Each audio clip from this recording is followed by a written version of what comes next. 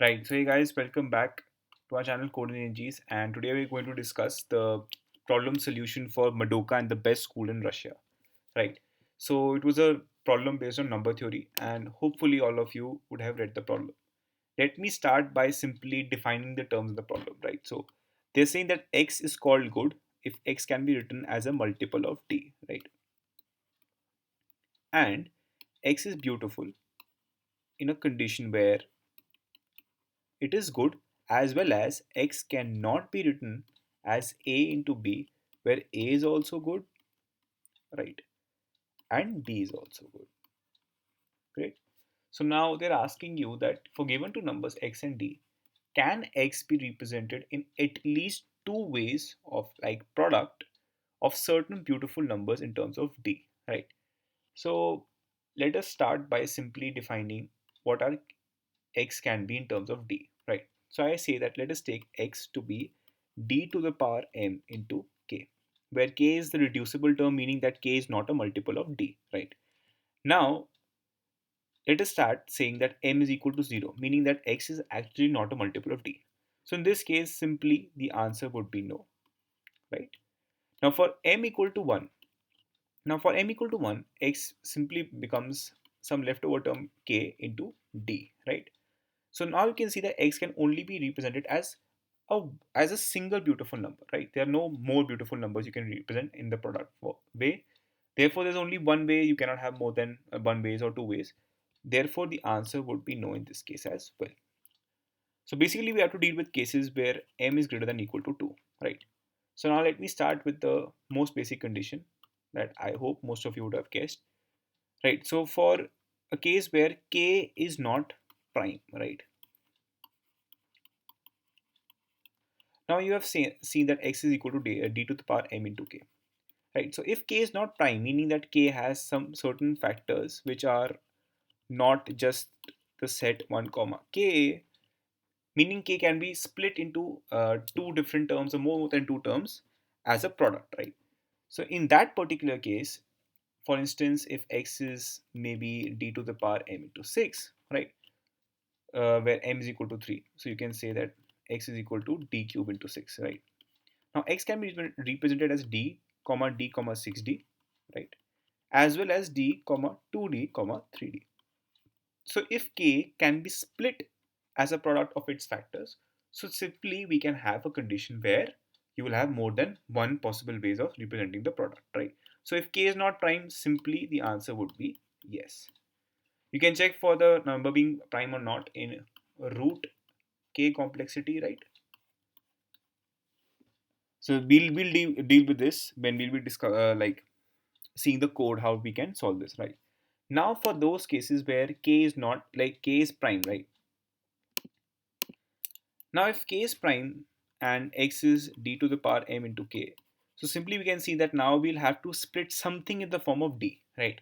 And because if we have to split something in the form of d, so this would become like some d to the m power m minus 1 into k into a splitwise product of d, right?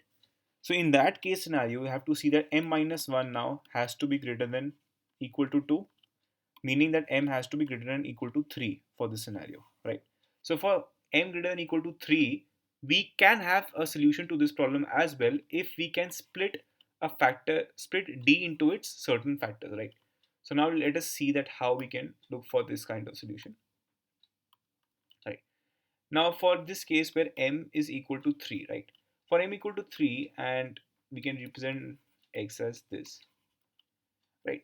Now d, if d is not, or if d is prime, then simply the answer would be no, because you cannot split d into its factors. But if d is not prime, the answer may not always be yes, right? Why? Because for instance, if d was equal to 4, right, and k was equal to 2, now you can split d into factors 2 into 2.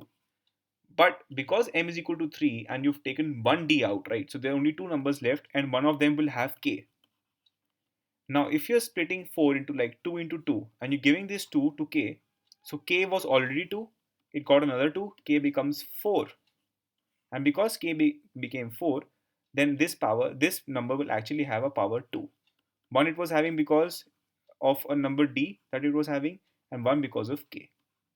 So just checking that for the case m equal to 3, that d is prime or not will not actually suffice the problem, because in this case you will have to multiply it with k, right? Because you just have two numbers left. In case where m is greater than 3, this problem will not arrive, but for m equal to 3, this problem will arrive. So how we can do this? So simplest thing is, while checking the number is prime or not, right? When we are seeing that x is d to the power to k, where m is 3 and k is not prime, right? K is prime. Now in this case, when you are going on the factorization of d, right? So when you're seeing that d is prime or not, you're doing this in O of root d complexity. You can go and keep a certain vector or an array and store the factors. And on all the factors that you'll get for d, you can simply go and check that if I have any factor, right? So if I have any factor which if I multiply by k and the resulting number is not a multiple of d, then yes, this possible case will actually have an answer. So what I'm saying is, if m is equal to 3, right, meaning the maximum power is equal to 3, k is prime, so we cannot split k into its factors, but we can split d into its factors, d is not prime, then for all the factors of d, I have to check that is there any certain factor which if I multiply with k would actually not be a multiple of d, right? So this is a case that we have to handle. And for the last case, which is very simple,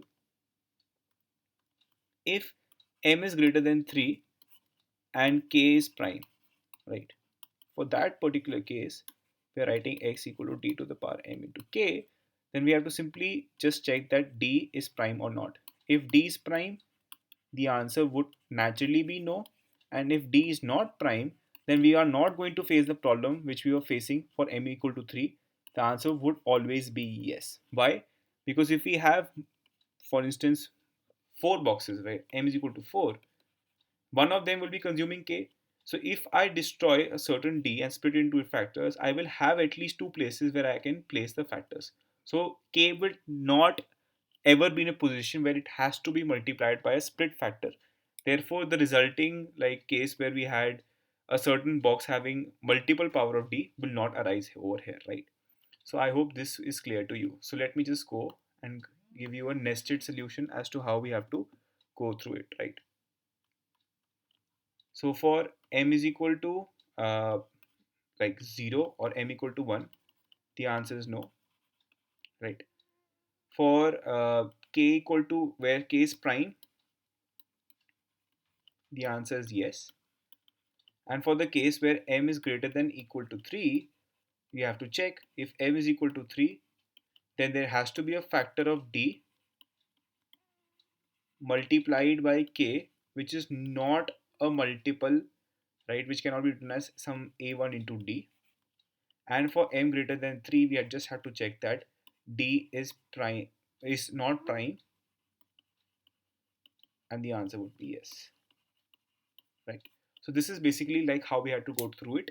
And the complexity for finding a number which being prime or its factors is basically for number n, the complexity would be O of root n. So simply you can solve the problem in given constraints, right? So let us just go through the code and try to understand how we can do it, right? So first of all, we will calculate the power, right? Which you can simply do by just dividing it and checking till that particular point where we'll have a remainder equal to 20. We get a max power for that. After calculating the max power, we have to just check that if max power is less than 2, the condition that we checked over here, the answer would be no. Great. Now we are dealing with a case where the power is greater than 3, right? So if power is greater than 3, I'm keeping a yes variable for checking prime d, right? If d is prime or not. So if power is greater than 3 and I'm giving that yes, it is not a prime number, the answer is true, right? So this is where the condition that we were checking. Then we are checking that for that particular case. Now we're dealing with case 2 when we know that power is equal to 3, right? So for power equal to 3, we were just checking that we have to find a factor of d, which if multiplied by k will not give a multiple of d, right? So we got the factors after we calculating the prime d. So in the prime function, we were just going through iterating and pushing back all the factors. And if the resulting vector was greater than 0, meaning that there were factors other than 1 and the number itself, it is not prime and prime, right? So simple function that we were using. We will come back over here and check for that possible one factor which if multiplied would not be a multiple of d, right? And mark it true. So if we have basically uh, power equal to 3 and we have it not being prime, as well as a factor of d multiplied by k which does not give a multiple of d, then we can mark the answer to be true. And last being a simple case that if x over here in this problem I'm taking the leftover number, right, k, right? So if k is prime, is not prime, right, then simply the answer is true. This is this condition, the first condition that we have made over here, and we can simply go and solve the problem, right? So if you liked the solution, please give it a thumbs up, and any doubt that you have regarding the problem, then please mention in the comment section, and I would definitely like to resolve all your issues. Till then, bye bye, see ya, have a nice day, and definitely check out the other tutorials of the same contest.